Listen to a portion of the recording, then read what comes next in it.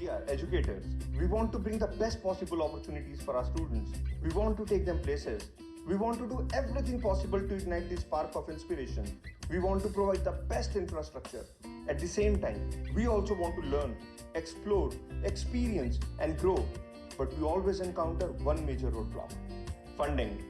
Well, not anymore. In this series, we are going to discover every possible way to arrange funds or to raise capital. Hi, it's Himanshu, and I welcome you to the brand new episode of The Ed Show. Today's episode is going to be super exciting, so keep listening on Apple, Spotify, or on your preferred platform.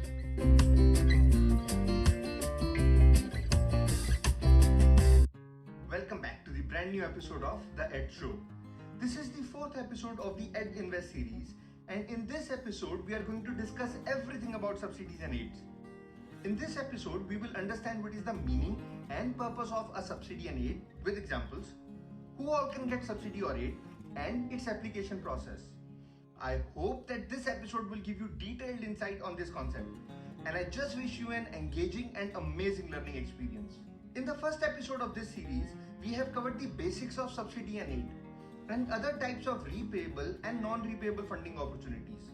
So if you have not listened to the previous episode, then I suggest you to listen to the introduction to funding, which was our first episode, and then listen to this episode for better understanding. And during this episode, if you feel stuck, confused, or if you have any questions, then I would suggest you to make a note of them and send me a voice message using Anchor app after this episode.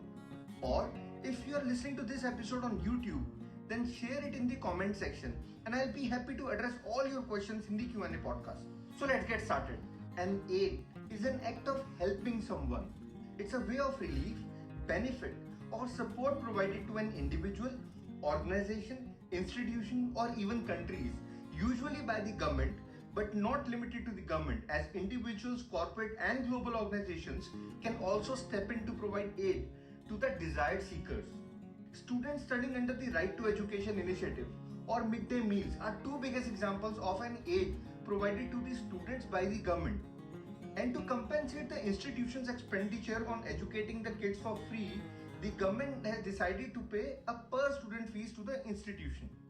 The other examples can be an aid provided by a country, UN organization, World Bank, or other similar organizations to countries at the time of crisis. A subsidy, on the other hand, is actually kind of an aid, relief, or a benefit given to an individual, business, or an institution, usually by the government, in the form of cash payment or tax deduction. This is usually given to remove some kind of burden and is often considered to be in the overall interest of the public and is given to promote a social good or an economic policy. In case, if you wish to receive a subsidy or an aid for yourself or for your educational institution, then every government runs multiple schemes under various ministries, quasi government, state or central government. Let us understand the difference between quasi government, state or central government. A quasi government represents authorities, districts, commissions, corporations and municipal departments that are essentially owned by the government but operated predominantly in the private sector or sometimes under PSUs.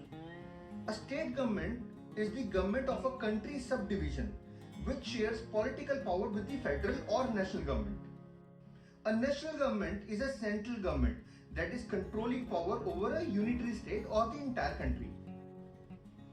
Every government department and ministry acts independently under the leadership of state or central government, and every single department or ministry offers multiple schemes under which you can get aid, subsidies, or even grants.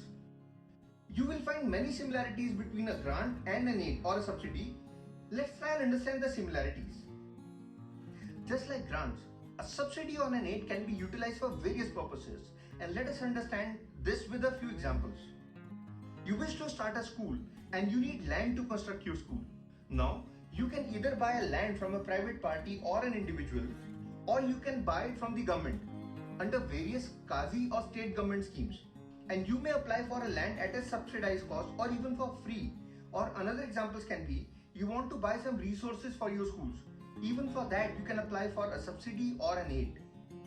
Even the stimulus package released by various countries to boost their economy or to support its pupil is considered as an aid. Just like a grant, an aid can be given for planned expenditure or an unplanned expenditure. Stimulus package was an example of an unplanned expenditure, and buying land from the government at a subsidized price is an example of the planned expenditure. Just like grants, you may get a subsidy or an aid via call for proposal, or you may choose to submit your own proposal. A recent example of call for proposal subsidy was for the installation of solar plants in the educational institutions, while the previous example of buying land from the government at a subsidized cost to establish a new institution is an example for submitting your own proposal. And as discussed in the previous episode, a call for proposal is a time-bound arrangement, while submitting an independent proposal may take little longer. I would suggest you to listen to the previous episode, How to Raise Grants, to get complete clarity on the call for proposal and independent proposal submission and its application process. While an aid or a subsidy looks similar to the grant, but all the instruments are different and caters to different concerns. However, the sole reason why all the non-repayable funding instruments look same or act same is because of its nature of providing a support or relief to its stakeholders. Just like the grants, the application process of a call for proposal for a subsidy or an aid varies from department to department, ministries to ministries, and it often depends upon the project.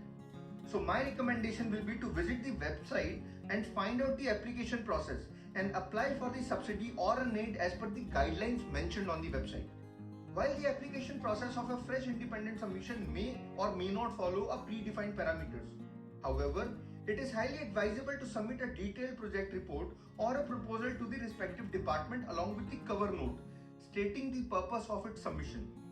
If you wish to learn how to create an effective and detailed project report or proposal for obtaining a subsidy, aid or a grant, then do let me know and I will create a separate podcast for the same. During my journey, I have come across some great educators who have gained subsidies or aids under various schemes for various purposes, for self as well as for their students or institutions. If you want me to invite them for an interactive session, then let me know and I'll be happy to reach out to them. And if you have liked this podcast, then do rate us on Apple Podcasts and share it in the community. And I will see you in the next episode. Thank you for listening to The Ed Show. I hope it was a great learning experience for you. If you have any questions or suggestions, then do share a voice message with me on Anchor. Or if you are listening this podcast on YouTube, then share it in the comment section and I will address all your questions in the Q&A session. And I'll see you in the next episode. Till then, stay safe and stay happy.